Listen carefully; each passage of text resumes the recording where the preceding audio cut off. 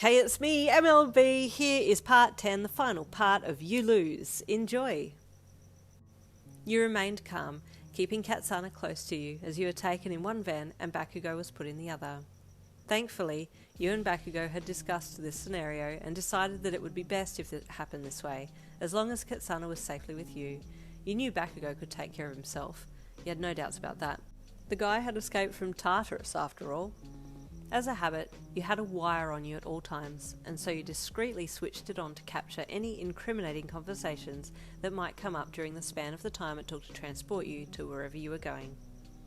"May I ask where we're going?" you asked one of the armed men who hopped into the back of the van with you. "What does it matter, criminal?" he said with a haughty smirk on his face. "What makes me a criminal?" you asked him pointedly. "Please state what I've done wrong." He laughed loudly. "You're a real piece, ain't ya?" the hero said to you. "Doesn't matter what you've done. You're a villain. Villains go to jail. It's business." You remained silent, grateful that you were catching this on recording.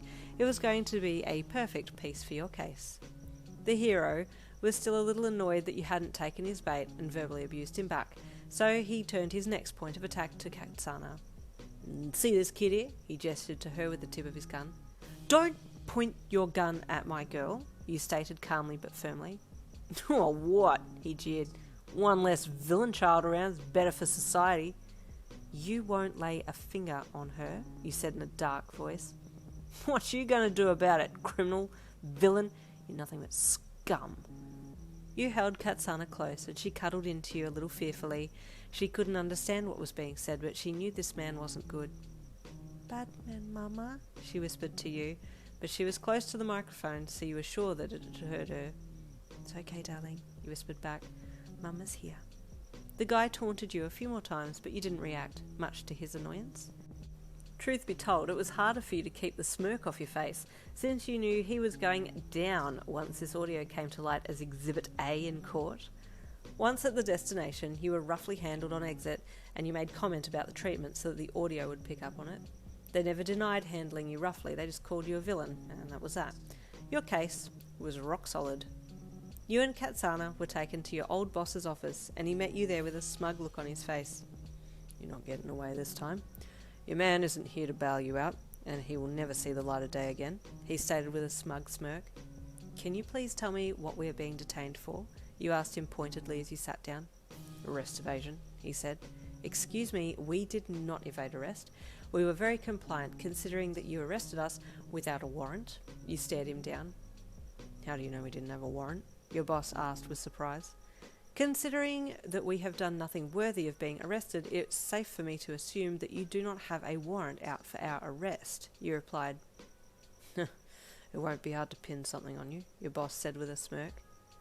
"You know that's a crime, right?" you pointed out. "We're the heroes.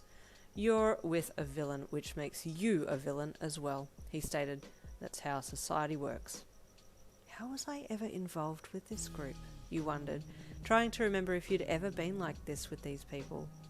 "Now, you and your daughter just sit tight until we can organise for your other to be put away for good," he said.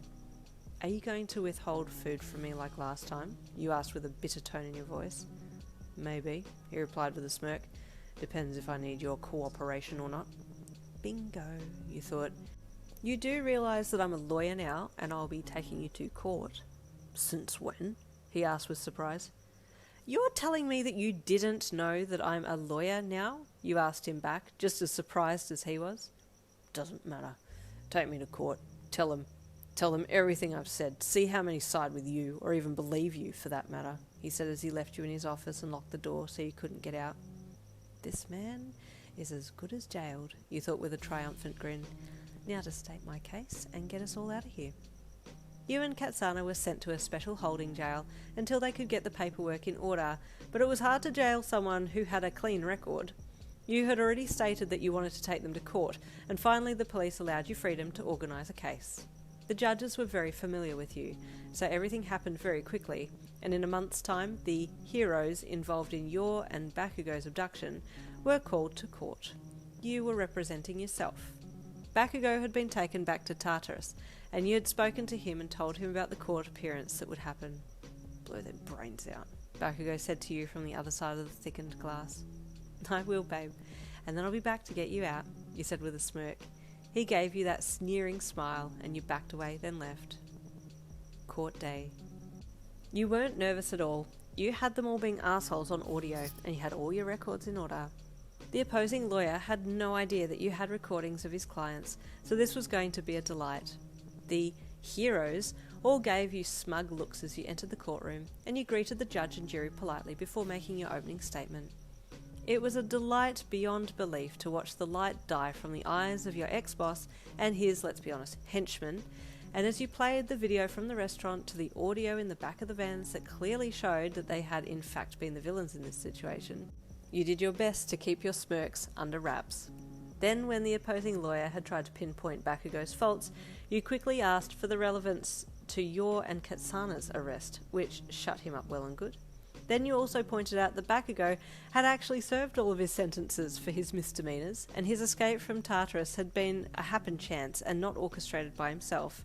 So by the end of the day, you were victorious, and your boss and the men with him had been stripped of their hero titles and sentenced to jail for their actions. You got up to leave the courtroom once the punishment had been handed down, and you walked up to your old boss and smiled in his face. "I'm sorry, but you lose," you said happily, before turning and walking out of the court, free and untouchable.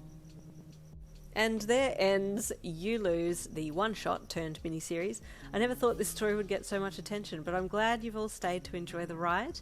Please stay tuned for tomorrow's book release. Yes, RFO will still be continuing, Rapid Fate Online will still be continuing, but the start of another book will begin. Pull Aizawa X Female Listener will be loaded every day, 15 minutes after RFO, so that you have time to get to both books. I'll see you there.